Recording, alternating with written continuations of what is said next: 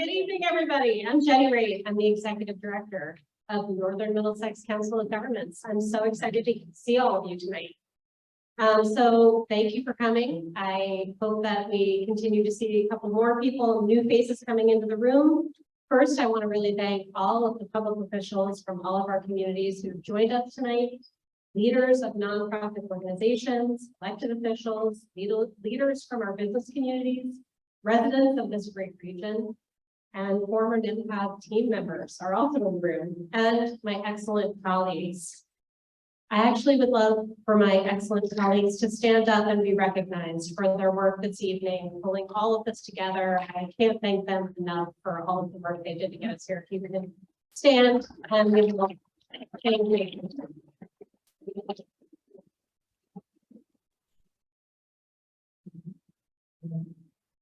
Thank you also to our council officers, to our chair, Andrew, for all of his support, and to our new council members who joined us. I'd love for the council members to stand and be recognized, please.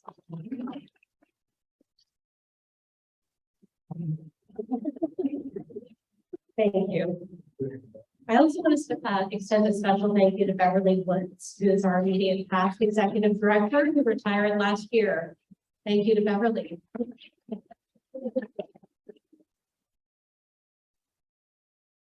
And thank you to Jay Linnehan, our guest speaker this evening. I'm really looking forward to hearing your remarks. Lastly, I hope I'm really looking forward to your remarks and to moderating the conversation after.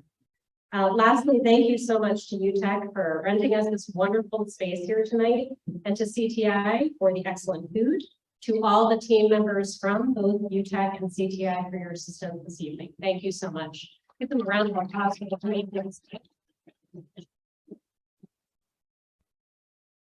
So tonight I want to make a number of remarks. I want to tell you that over the past year, some of you may know, NMCOG had some unique challenges, and our team bonded and worked together to solve problems. I want to say how proud I am of the work the team has accomplished with the council's support to move our organization towards a better future. The past year at NMCOG offered us new pathways and options, new opportunities, and ultimately a lot of change. This team is rising to meet those opportunities. So that is why at this annual meeting, we have an opportunity to both celebrate and recommit to the mission of our agency, which is about the region. Tonight, we celebrate NMCOG's work over the past year, which builds on our strengths. We provided technical assistance and support to help our local governments accomplish their challenging work, made much more challenging by the pandemic. We also continue to serve as a trusted advisor on economic and transportation matters facing our region. As new issues emerge in our region, NMCOG will continue to provide support and assistance. And we will also facilitate, lead, empower, and act. In my first 3 months here, and that's how many it's been, I heard from people across the region that we have a need for many things, a lot of different needs. And of course, I'm excited by all of them. I'm an urban planner. It's hard to, not want to do all of the things. But in particular, I heard about an extraordinary need for housing throughout our region. We also have heard that we need to focus on and improve our water and sewer infrastructure, and that we need to increase regional collaboration. For the first item related to housing, NMCOG is actively developing a proposal with multiple partners, some of whom are in the room, to create a regional housing strategy.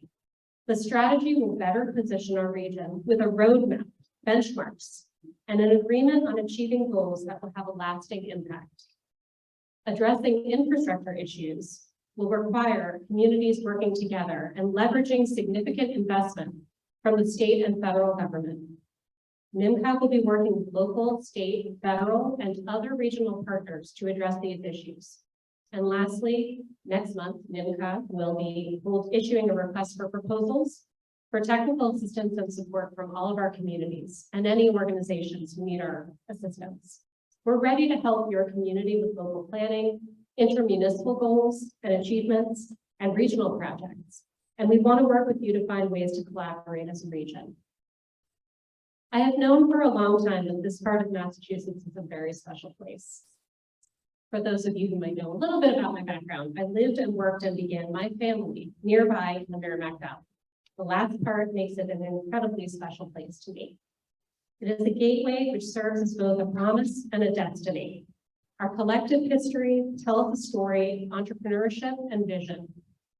We have all of the tools of stability and a foundation to grow together. Our region's future will be set by those coming together to build community and opportunity, by those who see the pathways and the opportunities. Our region's future will be the handiwork of many hearts and minds. Thank you again to all of you for your graciousness and support as I've been getting acclimated and reacquainted to the region. Our initiatives moving forward cannot happen without you or your support and your continued volunteerism, please. I'm grateful for your investment of time and the caring and concern that it represents for this region. Thank you all so much for coming tonight. I'm really looking forward to our conversation. And I have the pleasure of now introducing and turning the mic over to Andrew, the lawyer. Andrew is the current chair of NMCOG and also of the Billerica Select Board, where he is in his 5th term as a member. He has enjoyed partnering with NMCOG on projects for Billerica, such as Boston Road South, housing development projects, and the Billerica Bike Path, among numerous other projects and initiatives. Other key projects are the building of 2 schools, a redevelopment, pedestrian safety, and multiple recreation and open space projects. Andrew has a BA in International Studies from Stonewall College and a master's in Human Services from UMass, although he didn't say which UMass.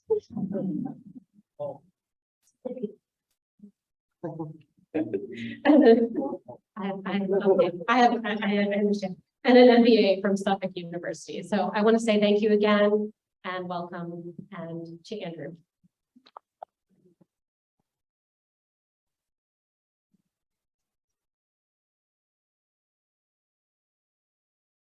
Hang on. It's a height difference going on here. We get it. Jenny was on a hold. It's okay. Like any good politician, you just say UMass, but I will say my father-in-law, like you like, got his master's in engineering at UMass Lowell, so it was UMass Boston. So in full transparency, which I hear is in vogue. Yes, so anyway, I love that. Thank you so much for everyone being here this evening. I'm really excited about here. I don't know how I can possibly follow Jenny's outstanding remarks. You set out a roadmap for someone who's 3 months into a job to deliver a speech like that and touches every nuance of an organization she's been chosen to lead with her various team predecessors in the room. I don't think you can expect a lot better than what she just did. I don't like using sports analogies, but everyone doesn't get them, but I'm going to use a sports analogy. I think many organizations with the amount of change and tactics in environment and landscape and also staffing would be characterized as going through rebuilding year. When you don't watch sports, you do things like read books and get better at things. But in sports, when the team's going through a rebuilding year, you don't expect a lot from them. You don't expect them to achieve things. You don't expect them to deliver on their expectations. And that's the direct opposite of what's happened here at NMCOG over the past year. Things have continued to happen in terms of regional energy planning, housing strategies, unified project work amendments. These things continue to happen, even though we're with rebuilding year per se, because everyone who stood up at the beginning that Jenny recognized is professional and expert in their field and continue to deliver for the region. And we can expect more of that in the years to come, thanks to Jenny's leadership and the leadership of all those who have continued to build upon this great organization. So I'm really proud to be here. I'm very honored to be the chair of this organization, along with my co-counselors who helped give us a compass and enthusiastic cheerleading to the professionals we work with, who redrive profit from for our communities each and every day. So I appreciate that. I do have the very great honor of introducing our keynote speaker. I find human beings don't really like to be introduced as institutions, but I'm going to give Jay the fabric of many institutions. So that I think that's better because it implies flexibility, yet rigidity, and some sort of a colorful pattern. Jay has been the CEO of the Greater Lowell Community Foundation for the past several years, and prior to that, at Middlesex, two institutions that our communities build upon and help invest in a brighter future for all of our members. So without those short remarks, Jay, welcome, and thank you so much for speaking to them.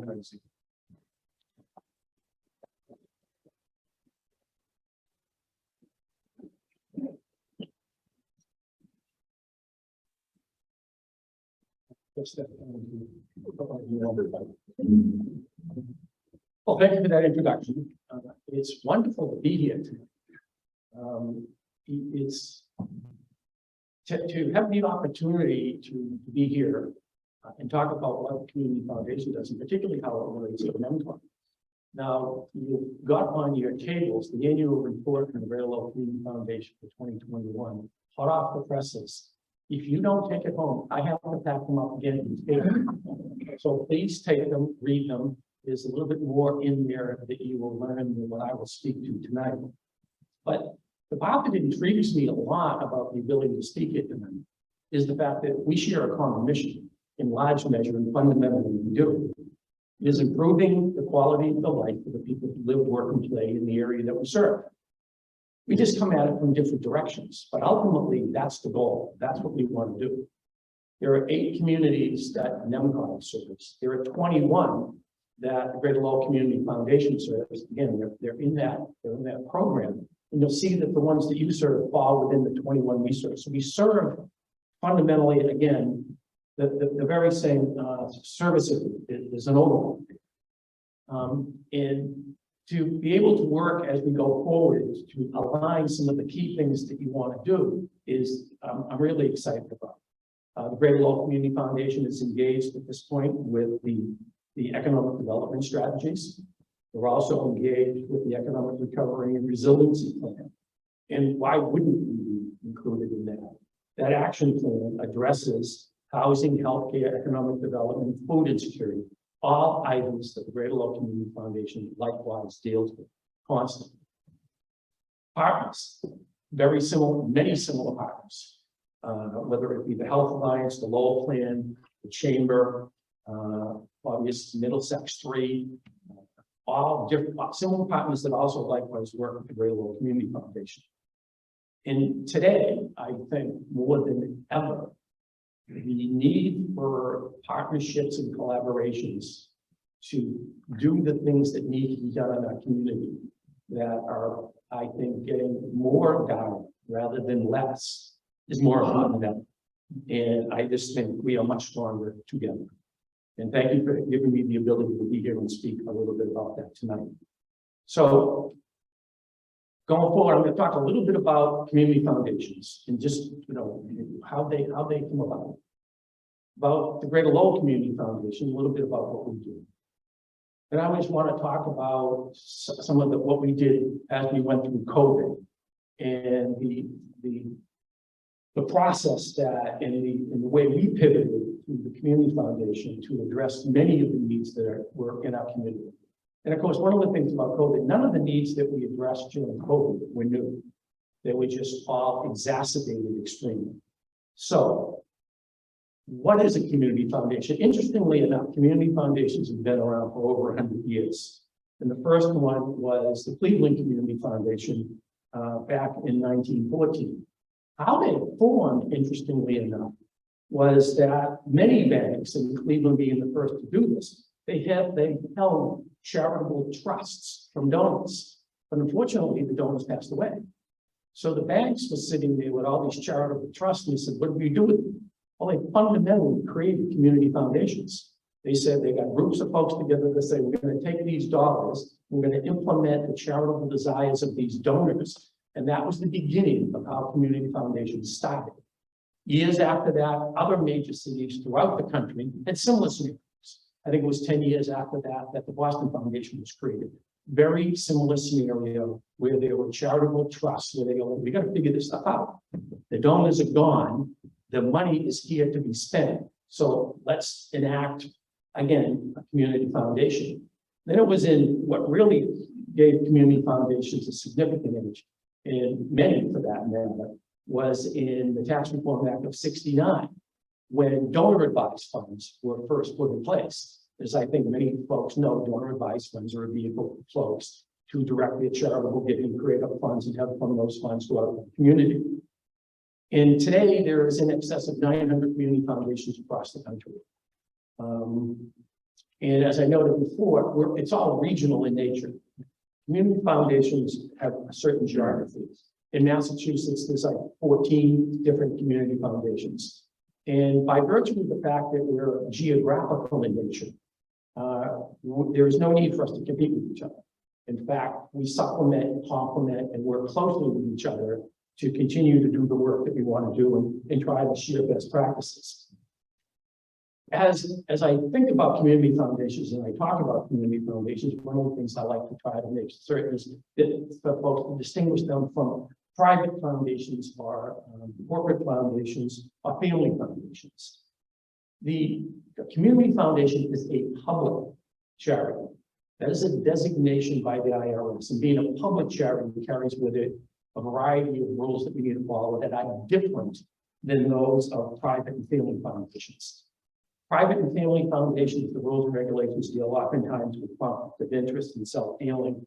And a community foundation by its very nature does not run into that, because a community foundation is governed by a board that is appointed and elected from the communities that we serve. Greater Lowell Community Foundation is 25 board members. There's a couple board members in here tonight. Stephanie Cronin, thank you. Karen Frederick, thank you. And Steve Joggis, who was on the board for many, many years, have helped shape and help direct what we've been doing for all those years. So I want to thank them for their service. Community foundations typically are nonpartisan and non-political. And they are designed, one of the primary things is it is the boots on the ground, the place where folks want to have their philanthropy delivered in their community. It's about preserving the wealth and the resources in that community for the benefit of that particular community. And so money is raised and money is awarded typically within that particular locale. With donor advised funds being as fluid as are these days, certainly there are funds that go outside the GLCM services, but fundamentally the dollars that are spent are within those. So it wasn't that much longer ago in the context of community foundations that the Greater Lowell Community Foundation was established. We were established back in 1997. And so this year we're celebrating our 25th anniversary, which is a marvelous accomplishment. If we look back as to where we started and where we are, a lot has happened in 25 years.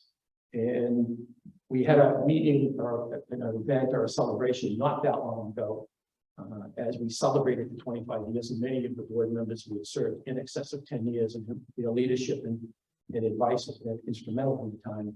But we talked about where we were with the endowment 25 years ago, which was $50,000. And I like to use the 12/31/21 endowment figure because over the last couple of months, as you know, the market's been a little bit up and down, but we were just short of 60 million. We're at $59 million. And the comment there was, well, what's it going to look like in 25 years? Maybe we can make it 100. I said, that may well be true, but I won't be here to do that 25 years from now. But back in that day, interestingly enough, you know, there were scholarships that were given out, $20,000 worth of scholarships and a couple $100 worth of grants. Today, the investments that we have, there have been thousands of dollars given to hundreds and hundreds of students, and we've granted over $30 million over that period of time. And currently today, we award probably 25 times more than we awarded 25 years ago. We're awarding somewhere around $5 million a year. So the funds at the foundation, I mentioned the donor advised funds. Scholarship funds is a huge piece that we do. Again, about $500,000 every single year. Lowell High School will be in the largest of that.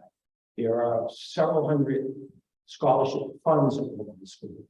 And every single year, we award to 250, 270 high school kids dollars for scholarships. That it is a night that if you ever go and witness, you will not forget. And it's a beautiful night where scholarships are awarded to a variety of students. And none of them that are there know what they're going to get. But they all know they're going to get something. And as I talk about scholarships, I'm reminded of the story back in 2016 when I first started all this. I went to, like a boot camp to figure out what I didn't know. And there was a lot that I didn't know. But what I didn't know was about scholarships, because as noted, I spent almost 25 years at Middlesex Community College, and scholarships were a big piece of it. Well, there was a person in the room telling people about scholarships, and they were talking about how administratively burdensome they were, and how many of the scholarships were only a few $100. And that, fundamentally, why does anybody do this? So I'm sitting there and I go, yes, I said, with all due respect, you just don't get it. And she was pale. What do you mean? I said, you don't get it. I said, I understand that it's costing more than $250, $500 to go to college. But do you understand that for many of these students, it's the first time anyone's patted them on the back? It's the first time someone said, you can do this, and you can go to college. That is invaluable. She was done. She couldn't speak anymore. She sat down and we went to the rest of the conference. But that is how I feel about scholarships. And that's how many people who open scholarship funds with us do. Another thing the Community Foundation doesn't speak a lot about that I think is important is fiscal sponsorships that we run. The fiscal sponsorship it occurs when an entity that is very interested in advancing a charitable objective wants to do that. But of course, they don't have a 501c3 status. So they don't have the ability to receive and expend money in the same way a 501c3 does. So lots of community foundations do not do fiscal sponsorships because they're time and effort, they're associated with them. But the Greater Lowell Community Foundation has definitely made an effort to do that, because I look at that as grassroots philanthropy. These are people in our community that have come up with great charitable objectives that they can't accomplish on their own. Going out and creating a 501c3 is time, effort, and money. And we go, well, we can do that. It's a simple couple pieces of paper. It's a lot of work that goes behind it. But just to give you an idea of some of them, and you may be familiar with some of them, is the Free Soil Arts Collective, which is advancing racial equity through the arts. We're just about ready to do a mosaic Lowell, which you're going to hear a lot more about tomorrow. So pay attention, that's coming up. That will also be a fiscal sponsorship underneath the Greater Lowell Community Foundation. That'll be about cultural economy. The Lowell Chamber Orchestra, that is free orchestras throughout the city that, again, they raise money and pay folks. Hidden Battles, if you haven't heard about that, Hidden Battles is an entity that takes care of, assists the military and veterans and first responders with mental health and PTSD. And if anyone's not familiar with the Lady of Lourdes Grotto Restoration Project, that one too came through the Greater Lowell Community Foundation. All of those projects happen because we think that doing fiscal sponsorships is part of the mission of the Greater Lowell Community Foundation. And another major one that we do with Women Working Women's. They likewise raise a lot of money, they do a lot of good in the community, but those entities would not do what they do without the fiscal sponsorship. Now, it's funny, I was thinking about this the other day, and we get asked, how many people work at the Greater Lowell Community Foundation? There's 6 full-time and a half part-time person. And then I say, but if I count all the people that are in these fiscal sponsorships, I don't know what number it is, but there's a lot more people who do the work and carry out the mission of the Greater Lowell Community Foundation than the folks that work in the office every single day. One of the things that we do, and one of the things that you do all the time, that I also think aligns well, is needs assessment. We don't just get up in the morning and go to the office and decide what we're going to do. There is the homework, just like you do, that we use, which is the symbol, which is the data. How do we go about doing what we need to do for the data? And that ties into many of the discretionary grants that we do, and it ties into the work that we do as a convener, both of which is an ongoing process all the time. From a convener perspective, what the foundation has done, we've done housing. I'm going to talk a little bit more about that. We've done the homeless piece of that. We've talked about opioids. I mentioned Mosaic Lowell. We've convened on that. It is what are some of the key issues that are going on in the community for which the Greater Lowell Community Foundation plays a role whereby we don't have a horse in the race. Our goal, as stated at the get-go, is the mission. We're just interested in improving the quality of life of the community that we serve. End of story.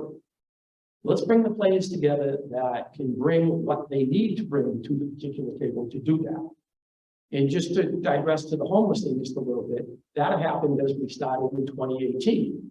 The housing and homelessness obviously go together, and housing, of course, is an economic imperative for the Commonwealth of Massachusetts, period, finally. It's funny, we talk about all the supply and demand and supply chain and all of that stuff.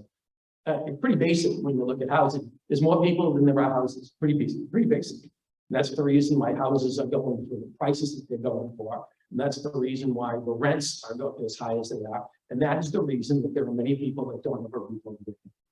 It's that simple. And so it was back in 2018, we started this initiative. And it was with CTI, the City of Lowell, the Lowell Plan, and the Greater Lowell Community Foundation. And we got a study, and we brought it together, an action plan was put in place. And the action plan spoke about the disaster pieces, of the relief pieces that needed to happen. Talk about the data, talk about the systems that need to be in place. We hired a consultant. We got that going in the late winter, early spring, and it was done in June. And off we went. And we had, one of the key things was for the city to hire a homeless coordinator. They did that. We go about a year later, and I'm going, this has been pretty cool. There's a lot of neat things that have been happening. Meetings have been convened. Key players have been coming to the meetings. The city manager was instrumental in getting the players to come. And I can remember having the discussion going, we're gonna have a press release on this. We just want to talk about what we did. And guess what time of the year that was? That was mid-March. So guess what preempted me on that? COVID. So boom, everything went sideways from that. And needless to say, many of the meetings that we were having didn't happen. Much of the progress that was made got halted. It just became, as you know, I don't have to explain to you folks what happened over the last couple of years with regard to COVID. Doing what we did, the way we used to do it, changed drastically. So all of a sudden, boom, COVID. So what do we do? So as the community foundation was going, oh my God, what do we do? And literally, I think if I could get the exact date, it was mid-March, maybe it was March 13th or something, I forget where it was. It was funny because I had stopped for a beer on the way home. I got home, my wife's going, what did you do? You went where? I said, I grabbed the beer and I went home. What's the big deal? Alcohol kills things like this. She didn't buy it. Anyways, we immediately started a fund and we seeded it with money from the foundation, $50,000. And literally the next week, day in and day out, we had checks going up for $1,000, $2,000 to nonprofits around the area and throughout the service area because nobody knew what was going on. I mean, do you remember when you got all the groceries and you brought them home and you left them on your porch and you wiped them all down before you brought them in the house? That's what everybody was doing. But nobody could get PPE. We happened to have a vendor that we knew of that dealt in PPE and knew what we were doing, which is we were buying it from them and we were giving it away. And so we were literally calling up folks and giving away PPE. And I can remember calling up certain individuals and go, I've got PPE. They go, this isn't funny. I go, this is not a joke. I have PPE because while we fundamentally serve nonprofits, two of them were Trinity EMS and Pride Star, first responders. And they were like, we can't get it. I can't get gloves. I can't get anything. And literally out of the trunk of my car, in the front porch, or however else we did it, we delivered PPE probably for the next couple of 3 weeks. And again, the checks every other day. And that fund continued to grow. I think fundamentally, when we were all said and done, we raised and dispersed through GLCF about $1.4 million. But early that spring, as we were trying to figure out what to do, the Mass COVID Fund was created. And you may well have heard of this. The Mass COVID Fund was created by First Lady Laura Baker. Excuse me just a second. They put together a whole host of key players in the Boston area to get money outside of the Boston area because Boston was taking care of itself. They raised $34 million. And as they were doing all of this, they were trying to figure out, how do we implement this particular process? What's the best way to do it? And it was the Foundation Celebrate Giving event of 2020. Lauren Baker came and spoke about that. And she was just a week or so ago at the Nonprofit Alliance, but she came up. And I had the pleasure of introducing her, and I reminisced a little bit about this again. But what they did is they decided that the best way to go about implementing these dollars was through the community foundations in the Commonwealth of Massachusetts. Nobody else in the country had done this. And they said, we looked at private partnerships, we looked at creating 501c3, all of which took too much time and too much effort. But the part that was most interesting to me with respect to all of that was one of the first meetings that we had with the administrator of the fund. He came out and I told you earlier, we submitted all these grants up to 2,500,000. And we were telling him about it. And he said, do you get reports on those? And I said, no. He goes, what do you mean? I said, no, it's pretty simple. We give them money and they said, well, how do you know they spent it on what they say they were going to spend it on? I said, that's the beauty of community foundations. That's the beauty of local philanthropy. That's the beauty of having the connections in the understanding and the trust between the people who give the money. I don't worry about the fact that we're not going to spend it on that. And that was a bit of a mind opener for that group. And when Lauren Baker spoke last week, she emphasized trust. It was the thing that they learned about what community foundations do, which is they've got a degree of trust, not only amongst and between all the nonprofits we work with, but all the folks that decide that they want to direct their philanthropy through the Great Lowell Community Foundation. Beyond that, we were fortunate enough to have money from the state. I mean, the good news is we got money from the state. The bad news is we got money from the state. Prior to state money coming through the door, we had one instance where I actually had state money, actually was federal money, it was a grant. And the time and effort that we spent put together the reporting was probably greater than the money they gave us to do the project. But in this instance, I mean, we had significant dollars from the Department of Housing and Development, $1.7 million, 2 different allotments. The state reporting wasn't too bad. And we're currently in the middle of dispersing $1.6 million for food insecurity. Again, another major initiative that NMCOG is very much in. And it's the community development block grant money. If anyone who's dealt with CDBG money before, they know the hoops you need to jump through to have that done. Now, I mean, the Boston Foundation looked at this and interestingly enough, opted not to participate. I think they did that so that the dollars would go someplace else. And I think it was actually the Boston Food Bank that took most of that money. But it took a long time for the community foundations to wrap their head around how we do this.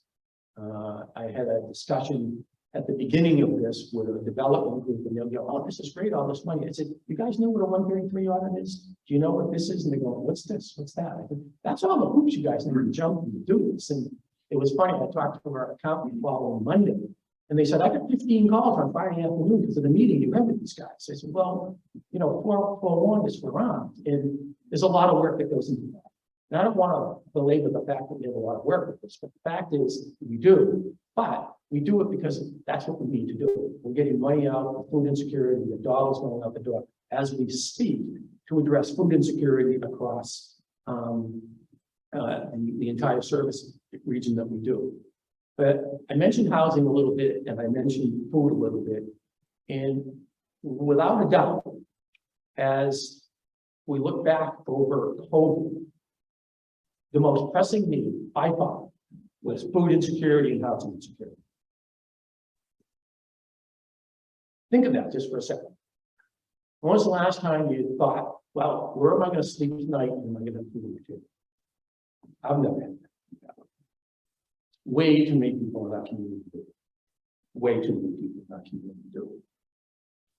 So not only do we deal with COVID through that period of time, of course, we had the racial turbulence that occurred with the George Floyd. So concurrent with dealing with pandemic, there was this entire undercurrent of diversity, equity, inclusion. And at the same time, as we were doing all of what we were doing with With COVID, we created a racial equity action fund, and we a variety of people participate in that. And then as we do discretionary funds, and as I noted earlier, we do the data. We get the data, most of the data, a lot of the data, as Karen Frederick well knows, is from CTI data, the needs assessment we do every 3 years. And the other is the Health Alliance, where they do the social determinants of health. Those for us, part of our Bible to look at what are the needs and what is out there. But with regard to the racial equity, couple of the things that we did with that, least of which is we had the city of Lowell do an audit. And the city of Lowell was in the process of doing it. And they put the RFP out. I read the RFP. I'm very familiar with audits in the work that I used to do with the college. Now look at, so this is a pretty comprehensive audit. This is going to come back out about $150,000 to $200,000. It came back at $145,000. They put it out again and just focused on the DEI. Well, there's some other partners that I had spoken to, the Parker Foundation being one of them, and some other philanthropists in the community. And they said, we don't want money to be the reason that they don't proceed with this audit. I don't think that ever would have happened anyways, but we took that issue totally off the table. We said, we'll take it on.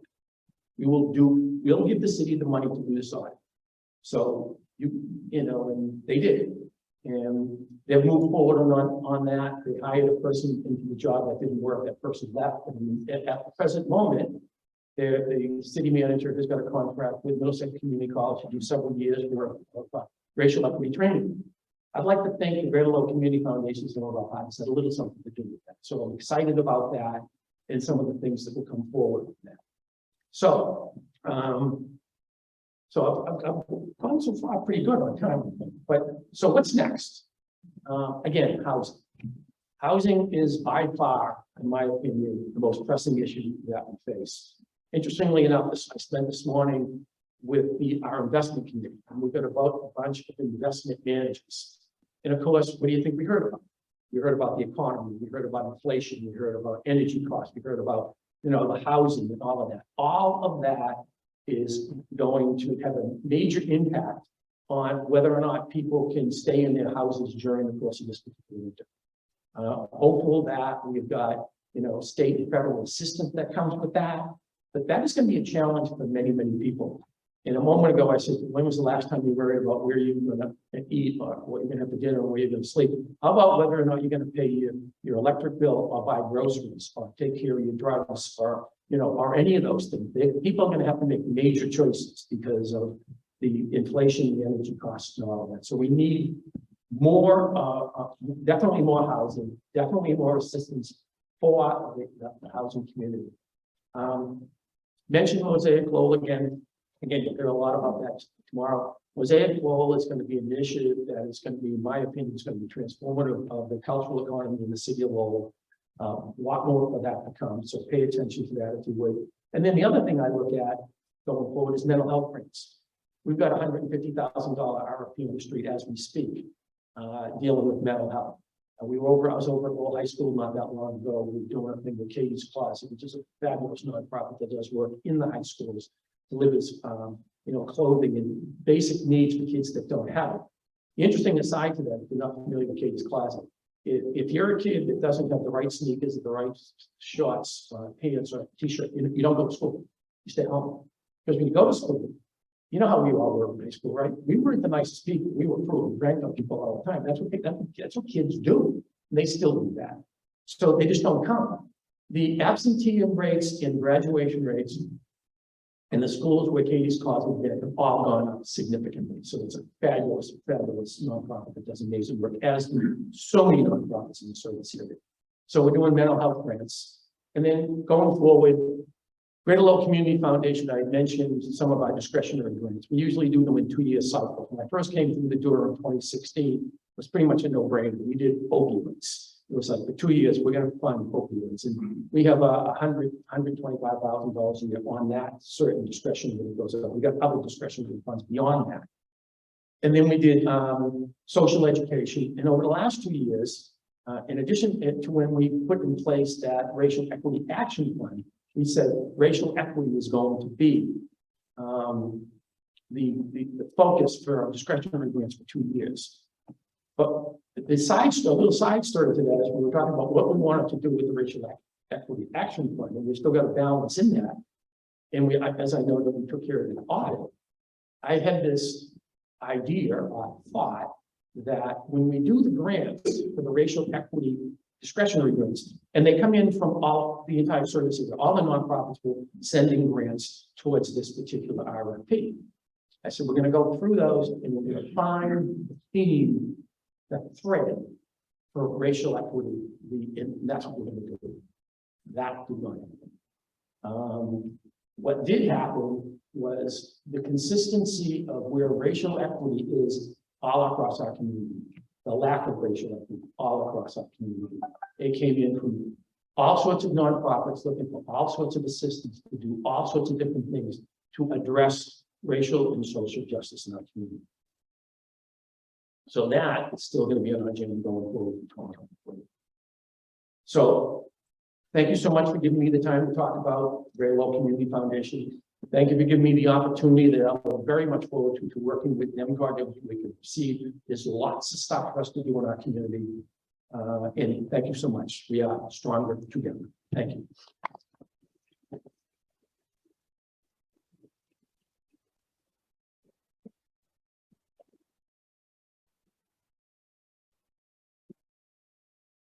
Thank you.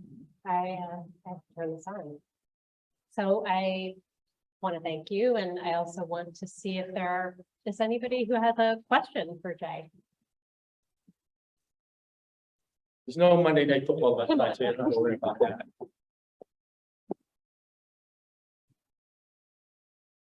So you mentioned hidden battles. So how long have hidden battles and you've been working together? And do you know Scott then? Oh, I know Scott well. Yeah. He's amazing. Scott's an amazing gentleman. Scott used to be a first responder.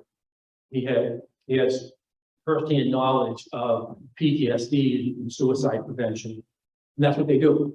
Hidden Battles was an established fiscal sponsorship already at the Community Foundation when I got there.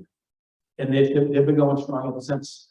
And they do amazing work all over for, again, like first responders.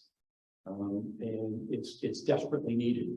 And I mean, again, it gets back to what you folks do on the data again, and what we do as we look at the things that you look at. The needs in our community are immense. Philanthropy plays a role, sure, but we can't fix the needs that are in our community by ourselves. Collectively and working together, I think it's all part of it is policy that needs to occur at lots of different places, state government, federal government, advocating for the right things, making sure priorities are sorted out straight. And then as you can, give to them. And, part of me, of course, I'm going to be parochial, is either give to a local nonprofit or give to your community foundation, because we're going to get it back into the community that you want it to have an impact on. I was chatting the other day, part of it was, and I did this years ago at one of the development meetings at the Great Lowell Community Foundation, servicing was all the other nonprofits. And I was talking about, I need all your stuff so I know what you're doing. And part of it was, well, why does Jay need all that stuff? I said, here's the deal from my perspective. Someone comes through the door and they want to donate. I mean, yeah, we're all parochial. We want them to donate to our cause. But as far as I'm concerned, if somebody donates, period, it's a win. Wherever it goes, it's a win. So if someone says, well, yeah, I'm not as much interested in the Great Lowell Community Foundation, but I'd love to give to the homeless, right? And I want to give it directly to fund, I can show them how to do that. So I think more of folks understanding what goes on in our community. When you're in the role that I'm in, when you're in the role when you're in the provinces, you do the research, that's your job, right? That's what you need to do. You need to figure out what's going on day in and day out. And you get very close to it. Understandably. I just don't sit at my desk. The last couple of years, it was a little harder to do it. Go out and see what's going on in the community and have a feel for what's going on in the community. The guy right next door to you might be getting in his car and driving to the town next door, the food pantry, because he doesn't have money to put on his table. He's not going to do that. But there are many needs in our community, and to the extent that folks can assist. Are there any other questions? I'm not seeing any. So I either confused everybody to the degree that they don't have a question, or I covered what I needed to well. I'd like to think it was the latter. Yes. Definitely. Thank you for that. All right, so thank you so much. I'm definitely looking forward to working with Jen. Jen made reference to a consortium that's already together with the next phase of the housing stuff.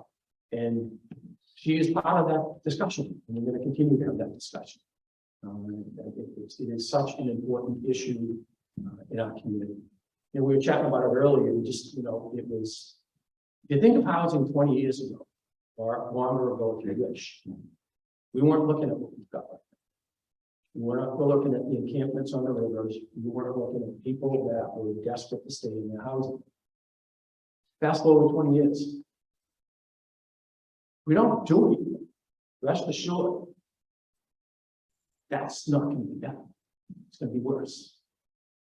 Population continues to grow. The housing does not continue to go along with it.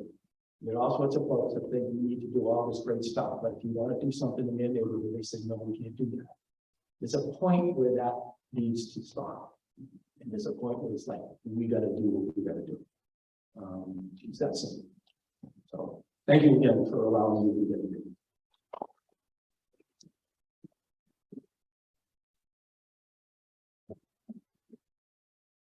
Hey, thank you again. Really appreciate everything that the Community Foundation has done for Greater Lowell. It's phenomenal hearing you talk about it and hearing how you pivoted the way that you did during the pandemic to help so many people in need in our community. So thank you for all of that and for your leadership. Very much appreciate it, and also look forward to working with you. I also just want to spotlight, that emphasis on the importance of partnerships and how in a partnership, it's supplementing and complementing each other and building trust. And so as we look to the future together, all of us in the room and many other people beyond, I look forward to supplementing, complementing, and building that trust so that we can do greater things for this region. Thank you so much to all of you again for coming out tonight, and hope you have a great rest of the evening. Thank you.